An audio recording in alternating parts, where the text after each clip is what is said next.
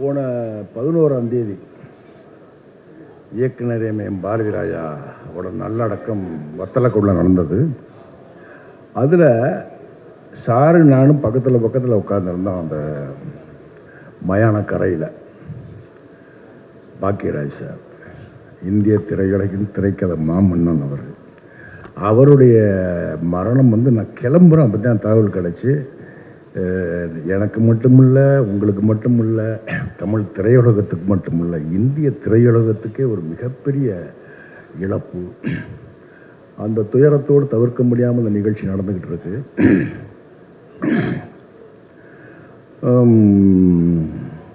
இந்த படத்துக்கு முதல்ல என்கிட்ட பேசுகிறாரு பாலாஜி. பேசுகிறாரு, சார் நான் அந்த மாதிரி பாலாஜி திருநெல்வேலியிலேருந்து பேசுகிறேன், ஒரு படம் பண்ணுறேன்.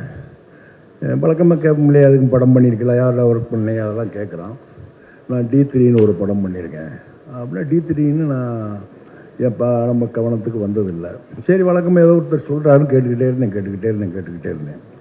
எதை பற்றியும் ஆர்வம் இல்லாமல் கேட்டுக்கிட்டே இருந்தேன். நான் அமெரிக்காவில் இருக்கேன் சார், அங்கே உள்ள சம்பாத்தியத்தை வச்சு தான் இதை நான் பண்ணலான் இருக்கேன். ஒன்று சார், நான் சரியாக பிடி கொடுக்காமல் போய்கிட்டே இருந்தேன். ஒன்று சார், இந்த படம் எடுப்பேன், இது தோத்துச்சுன்னா நான் எல்லாத்தையும் விட்டுட்டு அமெரிக்கா போயிடுவேன் அப்படின்னாரு.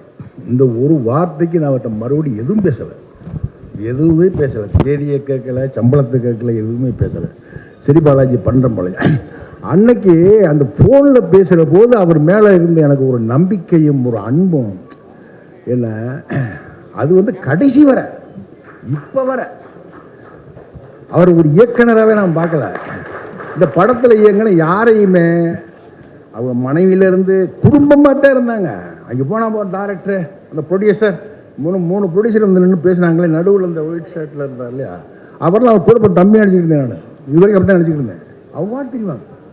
ஏன்னா மனைவி பார்த்தீங்கன்னா ஓடிக்கிட்டு தெரியுவாங்க. பரிதாபமாக இருக்கும், பார்க்க சங்கடமாக இருங்க. நம்மலாம் பிள்ளை ஊட்டி பேரம்பத்தியெல்லாம் பெற்று விட கண்டாளுங்க குடும்பமாக அடைவாங்க. இன்னொன்று நான் அன்னைக்கே சொன்னேன், நம்ம மேக்கரைக்கு காரில் ஏற்றிட்டு போய்கிட்டு இருக்காரு, அவருடைய சொந்த காரில் ஏற்றி போய்கிட்டு இருக்காரு. அது இப்படி இவ்வளோ பெரிய பாறைகளும் இதுகளும் கல்லுகளும் சட்டக்கு புட்டக்குன்னு வண்டி இப்படி விழுந்து போகுது. பாலாஜி ஓடிட்டு போகிறார். அங்கே போய் மேக்கரைன்னு அங்கே ஒரு இது மழை பேஞ்சிக்கிட்டு இருக்கு. ஜூனியர் ஆர்டிஸ்ட் உட்காந்துருக்காங்க. இருட்டு, நைட்டு 1 மணி 2 மணி. இது பார்த்தேன், பாலாஜி உங்கள் உழைப்புக்கு, உங்கள் மனசுக்கு இந்த படம் பெரிய வெற்றி அடையும். தொழிலை புகழுக்காக நேசிப்பாங்க, பொருளுக்காக நேசிப்பாங்க. என்ன சினிமா அப்படித்தான், மற்ற எந்த தொழில் மற்றதெல்லாம் அப்படிங்க. சினிமாவை புகழுக்காகவும் பொருளுக்காக தான் எல்லாம் நேசிக்கிறான். என்ன ஆனால் பாலாஜி அவர் பார்த்தீங்கன்னா அப்படி இன்னொன்று, எந்த பெரிய பட்ஜெட் உள்ள படத்துக்கு கூட இப்படி லொக்கேஷன் யாரும் எடுத்துருக்க மாட்டாங்க. பூரா மலையடி வாரம், காடு, என்ன இங்கே பார்த்தீங்கன்னா முக்கூடல், அங்கே அம்மா சமுத்திரம், அங்கே பார்த்தீங்கன்னா குற்றாலம், மேக்கரை, இங்கே பார்த்தீங்கன்னா வண்டி பெரியாறு, அங்கே அச்சங்கோயில், பூரா காட்டுக்குள்ளே, தெருவுக்குள்ள படத்துக்கு வேலை இல்லை. தெருவுக்குள்ளே படத்துக்கு வேலை இல்லை.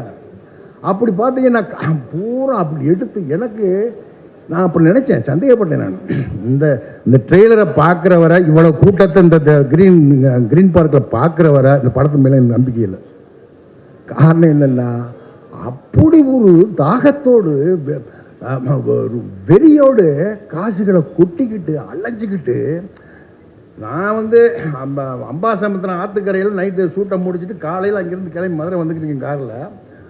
அவ்வளோதான் ஒரு 30-40 கிலோமீட்டர் தான் வந்திருப்பேன். பாலாஜிங்கிறேன், எங்கே விட்டார் சார், சேலம் ஏற்காடு வந்தேன் சார் இருந்தார்.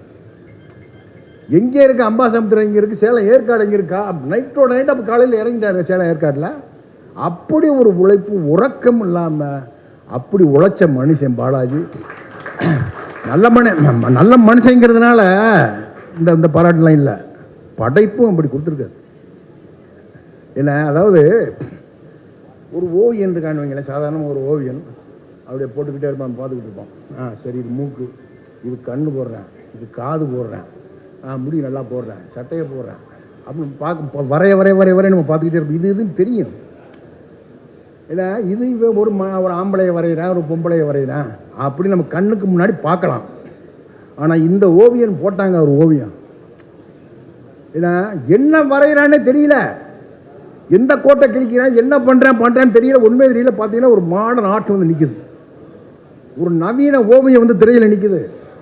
அவன் தான் பாலாஜி.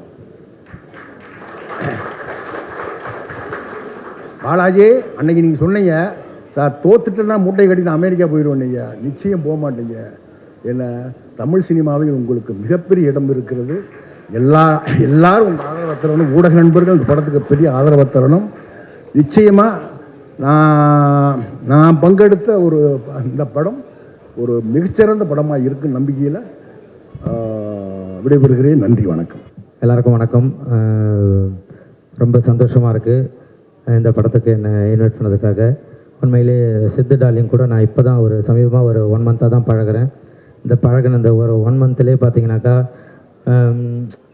ஒருத்தவங்கள்ட்ட பேசுகிற ஒரு விதமாகட்டும், அந்த ஒரு மரியாதையாகட்டும், எல்லாமே அவர் அந்த அளவு பேசுவாப்பில். சும்மா யாரையுமே வாப்போன்னு கூட்டு கூட நான் பார்த்தது கிடையாது. டார்லிங் அப்படின்னு தான் பேசுவாப்பில். ஸோ அவரோட நல்ல மனசுக்கு இந்த படம் மிகப்பெரிய வெற்றி அடையணும். நிறைய டைரக்டரை பற்றி, மியூசிக்கை பற்றி நிறைய விஷயங்கள் என்ற ட்ரெய்லர் இதெல்லாம் இதில் காமிச்சப்போ அந்த அவ்வளோ அழகாக இருந்தது. பார்க்கவே ஒரு விறுவிறுப்பாக, சரி இந்த படத்துக்கு நம்ம தேட்டருக்கு போய் பார்க்கணும் அப்படின்ற ஒரு ஆர்வம் கண்டிப்பாக இந்த படத்தில் நடித்த எல்லாருக்குமே இருக்கும். ஸோ இந்த படத்தில் நடித்த அத்தனை பேருக்குமே வாழ்த்துக்கள். ரொம்ப சந்தோஷம் என்னை கூட்டத்துக்கு. சார் உங்களை பார்த்தேன் சார், உங்களை பார்த்தெல்லாம் பயமாக இருக்கா சார்? இல்லை ஆமாம் சார், நல்ல வேலை இங்கேருந்து அவர் எழுந்து போயிட்டார். மேலே பேசுகிறப்ப அப்படி பேசுகிறப்ப என்ன சொல்கிற நீ அப்படின்ட்டு வந்தோடனே அதுக்கு தான் ஃபஸ்ட்டு வணக்கம் சொல்லிட்டேன் சாருக்கு. எனக்கு ஐயா இப்போ கிளம்பிட்டீங்கன்னு நினச்சிட்டுங்க. உட்காருங்கய்யா. ஏன்னா நீங்கள் நடந்து வர்றதை பார்த்தாலே கிடாரி படத்தில் எண்ணெயை தேய்ச்சி தூக்கி சொருகிற மாதிரி வரீங்களா, அந்த ஒரு பயம் அப்படியே இருந்தது. ஸோ நான் நிறைய என் வீட்லேயும் சொல்லியிருக்கேன், உங்கள்கிட்ட நான் நேரில் பார்த்து சொன்னேன்ல, எனக்கு அந்த கிடாரி படத்தில் இப்பயுமே அந்த நல்லெண்ணெய் ஞாயிற்றுக்கிழமை தேய்ச்சாலே ஒரு ஞாபகம் வந்துடும்.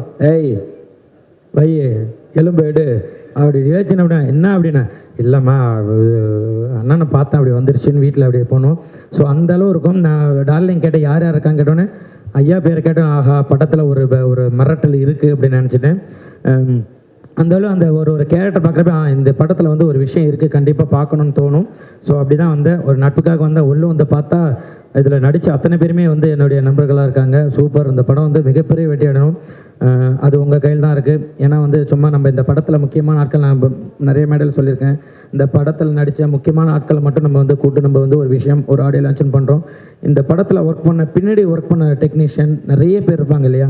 ஒரு சாதாரண நம்ம ஒரு நமக்காக சாப்பாடு போடுறவங்களாகட்டும், அந்த ப்ரொடக்ஷனாக இருக்கட்டும், அவங்க கூட நாளைக்கு சொல்கிறது நான் இந்த மாதிரி டார்க் ஹெவன்ன்ற ஒரு படத்தில் நான் ஒர்க் பண்ணேன் அப்படின்னு சொல்லிட்டு அவங்க பெருமையாக சொல்லிப்பாங்க. ஸோ இந்த படம் வெற்றி அடைஞ்சால் இது அவங்களுக்குமே போய் சேரும். நம்ம இங்கே இருக்கிற ஒரு 10 பேர் மட்டும் கிடையாது, இந்த படத்துக்கு பின்னாடி ஒரு 100-200 பேர் ஒர்க் பண்ணியிருக்கோன்னா அந்த 200 பேரோட உழைப்பு இருக்குது. எல்லாருமே தேட்டருக்கு இந்த படம் ஓகேப்பா நல்லா இருக்குது அப்படி சொல்லாமல் இந்த படத்துக்காக இவ்வளோ பேரோட உழைப்பு இருக்கு இல்லையா.